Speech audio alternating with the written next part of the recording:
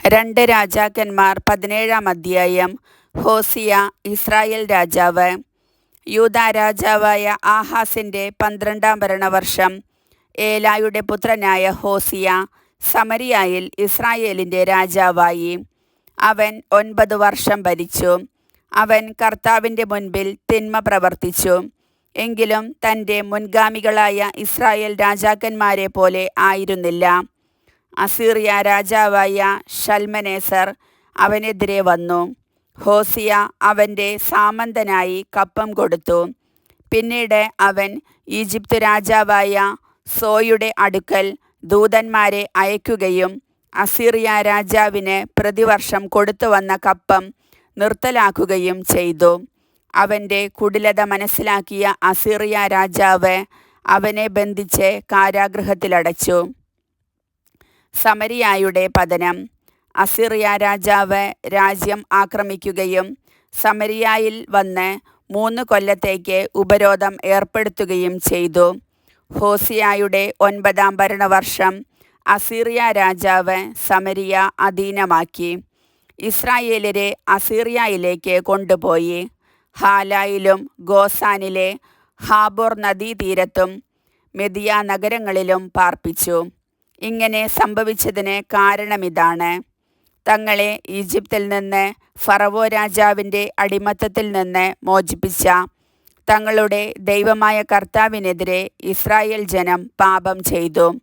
അവർ അന്യദേവന്മാരോട് ഭക്ത്യാദരങ്ങൾ കാണിക്കുകയും കർത്താവ് ഇസ്രായേൽ ജനത്തിൻ്റെ മുൻപിൽ നിന്ന് ഉച്ചാടനം ചെയ്ത ജനതകളുടെ ആചാരങ്ങളിലും ഇസ്രായേൽ രാജാക്കന്മാർ ആവിഷ്കരിച്ച അനുഷ്ഠാനങ്ങളിലും വ്യാപരിക്കുകയും ചെയ്തു. ദൈവമായ കർത്താവിന് അഹിതമായ കാര്യങ്ങൾ ഇസ്രായേൽ ജനം രഹസ്യമായി ചെയ്തു. കാവൽ ഗോപുരം മുതൽ സുരക്ഷിത നഗരം വരെ എല്ലായിടത്തും അവർ പൂജാഗിരികൾ നിർമ്മിച്ചു. അവർ എല്ലാ കുന്നുകളിലും വൃക്ഷച്ചുവട്ടിലും സ്തംഭങ്ങളും അശേര പ്രതിഷ്ഠകളും സ്ഥാപിച്ചു. കർത്താവ് അവരുടെ മുൻപിൽ നിന്ന് ഓടിച്ചു കളഞ്ഞ ജനതകൾ ചെയ്തതുപോലെ അവർ പൂജാഗിരികളിൽ ധൂപാർച്ചന നടത്തി. അവർ ദുഷ്പ്രവർത്തികൾ ചെയ്ത് കർത്താവിനെ പ്രകോപിപ്പിച്ചു. കർത്താവ് വിലക്കിയിരുന്ന വിഗ്രഹാരാധന അവർ അനുഷ്ഠിച്ചു. കർത്താവ് പ്രവാചകന്മാരെയും ദീർഘദർശികളെയും അയച്ച് ഇസ്രായേലിനും യൂദായ്ക്കും ഇപ്രകാരം മുന്നറിയിപ്പ് നൽകിയിരുന്നു: നിങ്ങളുടെ പിതാക്കന്മാരോട് ഞാൻ കൽപ്പിക്കുകയും എൻ്റെ ദാസന്മാരായ പ്രവാചകരിലൂടെ അറിയിക്കുകയും ചെയ്ത നിയമങ്ങൾ അനുസരിച്ച് ദുർമാർഗങ്ങളിൽ നിന്ന് പിന്മാറുകയും എൻ്റെ കൽപ്പനകളും ചട്ടങ്ങളും പാലിക്കുകയും ചെയ്യുവിൻ. അവർ അത് വകവച്ചില്ല.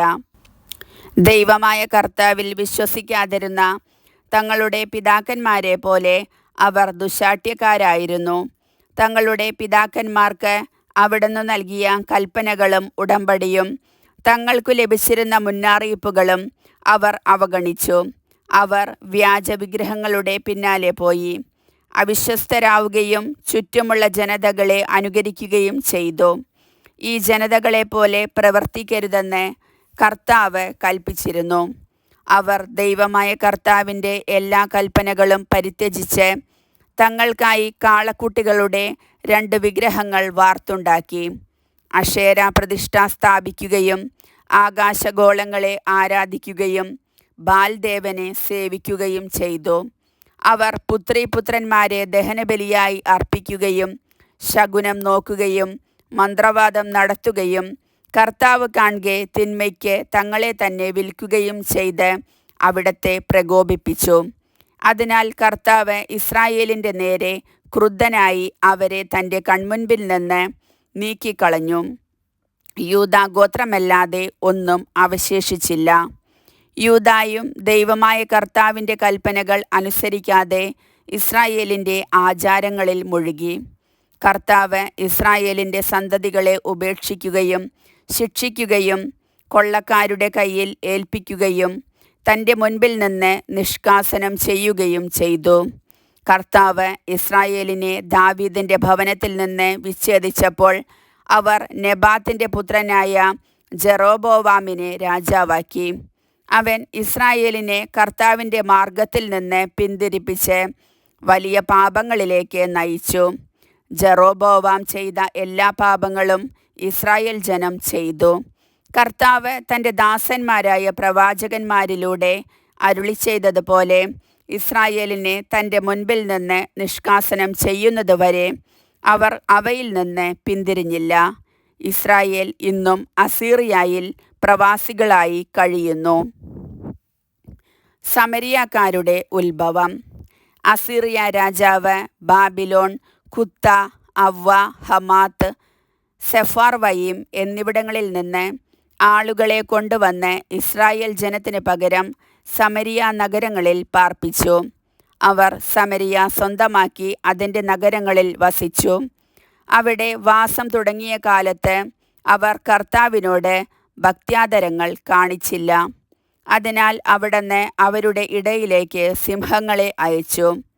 അവ അവരിൽ കുറേ പേരെ കൊന്നു. സമരിയ നഗരങ്ങളിൽ കൊണ്ടുവന്ന് പാർപ്പിച്ച ജനതകൾക്ക് നാട്ടിലെ ദൈവത്തിൻ്റെ നിയമം അറിവില്ലാത്തതിനാൽ അവിടുന്ന് അവരുടെ ഇടയിലേക്ക് സിംഹങ്ങളെ അയക്കുകയും അവ അവരെ കൊല്ലുകയും ചെയ്യുന്നുവെന്ന് അസീറിയ രാജാവ് അറിഞ്ഞു. അവൻ കൽപ്പിച്ചു, അവിടെ നിന്ന് കൊണ്ടുവന്ന ഒരു പുരോഹിതനെ അങ്ങോട്ടയക്കുക. അവൻ അവിടെ താമസിച്ച് ദേശത്തെ ദൈവത്തിൻ്റെ നിയമം അവരെ പഠിപ്പിക്കട്ടെ. സമരിയയിൽ നിന്ന് കൊണ്ടുവന്ന പുരോഹിതന്മാരിൽ ഒരുവൻ ബഥേലിൽ ചെന്ന് താമസിച്ച് കർത്താവിനോട് ഭക്ത്യാദരങ്ങൾ കാണിക്കേണ്ടതെങ്ങനെയെന്ന് അവരെ പഠിപ്പിച്ചു. ഓരോ ജനതയും തങ്ങൾ താമസിച്ചിരുന്ന നഗരങ്ങളിലെല്ലാം തങ്ങളുടെ ദേവന്മാരെ ഉണ്ടാക്കി സമരിയക്കാർ നിർമ്മിച്ച പൂജാഗിരികളിൽ പ്രതിഷ്ഠിച്ചു. ബാബിലോൺകാർ സുക്കോത്ത് ബെനോത്തിനെയും, കുത്ത് ദേശക്കാർ നെർഗാലിനെയും, ഹമാത്യർ അഷിമയെയും, അവ്വാക്കാർ നിബ്ഹാസ്, താർത്താക്ക് എന്നിവയെയും ഉണ്ടാക്കി. സെഫാർവയീംകാർ തങ്ങളുടെ ദേവന്മാരായ അദ്രമെലെക്കിനും അനാമെലെക്കിനും സ്വന്തം മക്കളെ ആഹൂതി ചെയ്തു. അവർ കർത്താവിനോടും ഭക്തി കാണിച്ചു. തങ്ങളിൽ നിന്ന് എല്ലാ തരത്തിലും പെട്ടവരെ പൂജാഗിരികളിൽ പുരോഹിതന്മാരായി നിയമിച്ചു. ഇവർ പൂജാഗിരികളിൽ ബലിയർപ്പിച്ചു. അങ്ങനെ അവർ കർത്താവിനെ ആദരിച്ചു. എങ്കിലും തങ്ങൾ വിട്ടുപോന്ന ദേശങ്ങളിലെ ജനതകളുടെ ആചാരമനുസരിച്ച് സ്വന്തം ദേവന്മാരെയും സേവിച്ചു. ഇന്നും അവർ അങ്ങനെ തുടരുന്നു. അവർ കർത്താവിനെ ഭയപ്പെടുന്നില്ല. ഇസ്രായേൽ എന്ന് അവിടുന്ന് വിളിച്ച യാക്കോബിൻ്റെ സന്തതികൾക്ക് അവിടുന്ന് നൽകിയ കൽപ്പനയോ നിയമമോ പ്രമാണങ്ങളോ ചട്ടങ്ങളോ അനുസരിക്കുന്നുമില്ല. കർത്താവ് അവരുമായി ഉടമ്പടിയുണ്ടാക്കി ഇപ്രകാരം കൽപ്പിച്ചു: നിങ്ങൾ അന്യദേവന്മാരെ ആദരിക്കുകയോ അവരെ നമിക്കുകയോ സേവിക്കുകയോ അവയ്ക്ക് ബലിയർപ്പിക്കുകയോ ചെയ്യരുത്. ഈജിപ്തിൽ നിന്ന് തൻ്റെ കരുത്തുറ്റ കരം നീട്ടി നിങ്ങളെ മോചിപ്പിച്ച കർത്താവിനെ നിങ്ങൾ ആദരിക്കണം. അവിടത്തെ നമിക്കുകയും അവിടത്തേക്ക് ബലിയർപ്പിക്കുകയും വേണം. അവിടുന്ന് എഴുതിത്തന്ന കൽപ്പനകളും നിയമങ്ങളും പ്രമാണങ്ങളും ചട്ടങ്ങളും നിങ്ങൾ ജാഗരൂകതയോടെ പാലിക്കണം. അന്യദേവന്മാരെ ആദരിക്കരുത്. ഞാൻ നിങ്ങളുമായി ചെയ്ത ഉടമ്പടി വിസ്മരിക്കരുത്. അന്യദേവന്മാരെ ആദരിക്കരുത്. നിങ്ങളുടെ ദൈവമായ കർത്താവിനെ ആദരിക്കണം. അവിടുന്ന് നിങ്ങളെ ശത്രുക്കളിൽ നിന്ന് രക്ഷിക്കും. അവർ വകവച്ചില്ല. അവർ പഴയപടി ജീവിച്ചു. അങ്ങനെ ഈ ജനതകൾ കർത്താവിനെ ആദരിക്കുകയും തങ്ങളുടെ കൊത്തുവിഗ്രഹങ്ങളെ സേവിക്കുകയും ചെയ്തു. അവരുടെ മക്കളും മക്കളുടെ മക്കളും തങ്ങളുടെ പിതാക്കന്മാർ ചെയ്തതുപോലെ ഇന്നും ചെയ്തു വരുന്നു. കർത്താവിൻ്റെ വചനം.